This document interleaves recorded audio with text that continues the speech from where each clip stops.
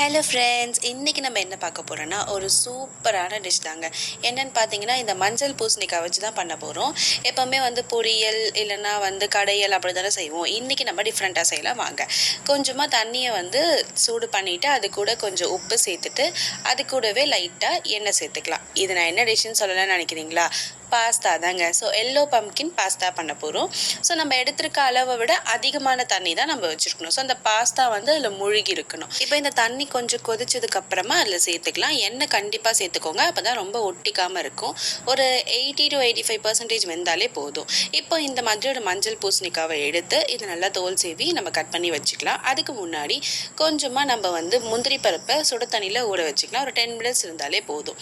இப்போ பார்த்தீங்கன்னா என்னுடைய பாஸ்தா சூப்பராக வந்துருச்சு. இந்த மாதிரி தாங்க இருக்கணும். ரொம்ப வேக விட்டுட்டிங்கன்னா நம்மளால் மிக்ஸ் பண்ண வராது, எல்லாமே உடஞ்சிரும்.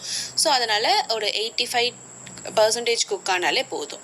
இப்போ இதை ஃபில்டர் பண்ணிக்கலாம். இந்த மாதிரி ஃபில்டர் பண்ணதுக்கப்புறமா கொஞ்சமாக கூல் வாட்டர், ஐஸ் வாட்டர் நம்ம விட்டோம்னா இன்னுமே அது ஒட்டிக்காமல் இருக்கும். ஸோ அதனால் இந்த மாதிரி மெத்தடை நீங்கள் கண்டிப்பாக ஃபாலோ பண்ணுங்கள். இது கண்டிப்பாக ஒட்டிக்காமல் இருக்கும்.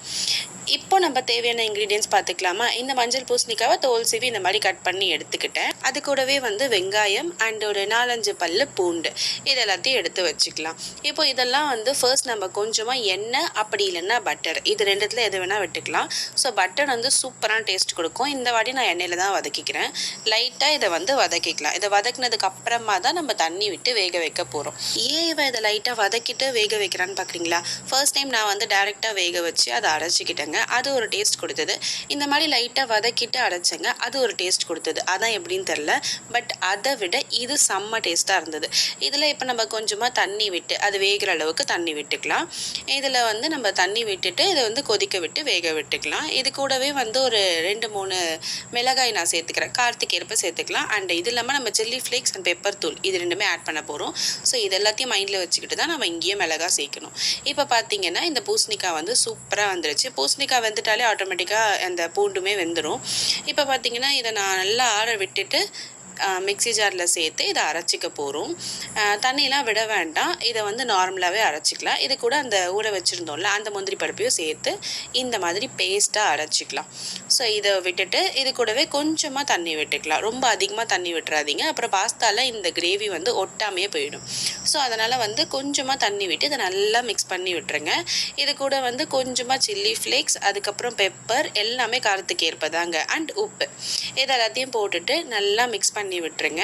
உங்களுக்கு காரம் கம்மியாக வேணும்னா இந்த சில்லி ஃப்ளேக்ஸ் அண்ட் பெப்பரை அவாய்ட் பண்ணாதீங்க. அதுக்கு பதிலாக நான் அந்த பேஸ்ட் அரைக்கிறதுக்கு 2 மிளகாய் சேர்த்துக்கிட்டல, அதை அவாய்ட் பண்ணிக்கலாம். ஸோ இந்த சில்லி ஃப்ளேக்ஸ் அண்ட் பெப்பர் ரொம்ப இம்பார்ட்டன்ட். இப்போ இது ஒரு கொதி வந்ததுக்கு அப்புறமா நம்ம இந்த பாஸ்தா வேக வச்சுருந்தோம்ல அதை ஆட் பண்ணிக்கலாம். நம்ம ஐஸ் வாட்டரும் விட்டுருக்கோம், அது இல்லாமல் ஆயிலும் அந்த பாயில் பண்ணும்போது ஆட் பண்ணியிருக்கிறதுனால அது ஒட்டாமல் இருக்கும். இங்கே பாருங்கள், நான் சும்மாவே போடுறேன், எப்படி அழகாக அது ஒன்று ஒன்றா விழுதுன்னு ஒட்டாமல். ஸோ இது மாதிரி கொஞ்சம் கொஞ்சமாக போட்டே மிக்ஸ் பண்ணிக்கோங்க. மொத்தமாக போட்டு மிக்ஸ் பண்ண கஷ்டமாகவும் இருக்கும், அதுவும் இல்லாமல் நம்ம எல்லாத்தையும் உடச்சிரும். அதனால் இந்த மாதிரி கொஞ்சம் கொஞ்சமாக போட்டு நல்லா மிக்ஸ் பண்ணி விட்டுக்கோங்க.